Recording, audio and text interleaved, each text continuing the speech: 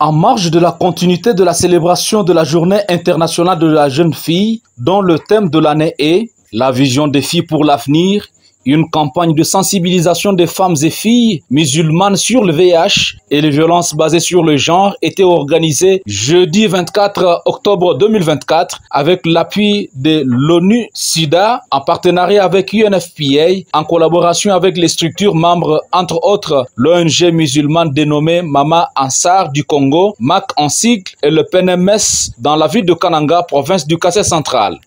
Environ 70 femmes et filles de la communauté musulmane ont bénéficié de plusieurs matières sur les questions liées à la santé sexuelle et reproductive, la planification familiale, le VIH-Sida et l'importance de se faire dépister. Pourquoi le choix des femmes et filles de la communauté musulmane? Docteur Thomas Serge Batouli, chargé de programme de l'ONU-SIDA pour le Grand Kassai, répond. Bon, il faudrait signaler d'abord de façon structurelle et sur le plan de la culture au niveau de la région du Kassai, il y a des inégalités de pouvoir entre hommes et femmes. Et par rapport aussi à la religion, nous menons beaucoup d'interventions, mais le musulman, c'est vraiment une cible que nous avons oubliée. Et les femmes musulmanes sont vraiment délaissées pour compte. Nous nous sommes rendus compte que ces femmes sont victimes de stigmatisation, discrimination à l'accès des services VIH et notamment aussi par rapport aux services sexuels et reproductifs.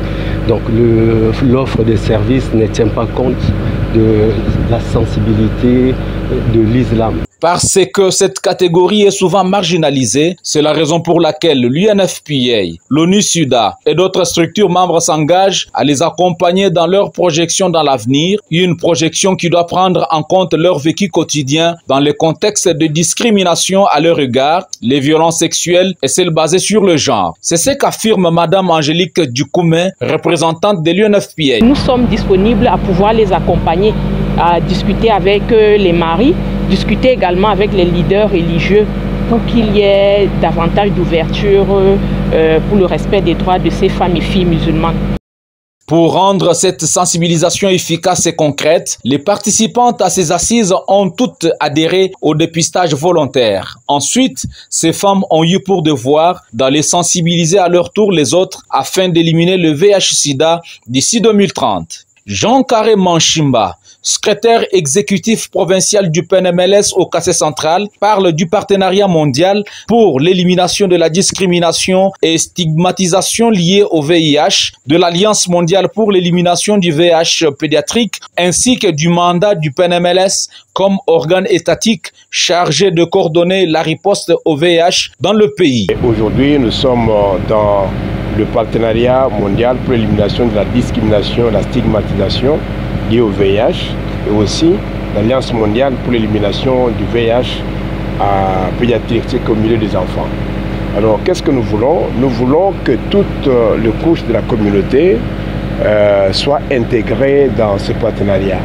Et les femmes musulmanes, les filles musulmanes constituent une cible importante qui semble être négligée dans la lutte.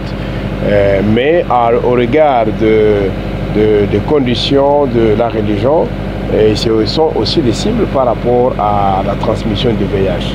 C'est ainsi que tous les partenaires que vous avez vus sont impliqués dans cette lutte parce que le VIH est une matière transversale. Il a des liens avec tous les secteurs de la vie, toutes les couches de la communauté.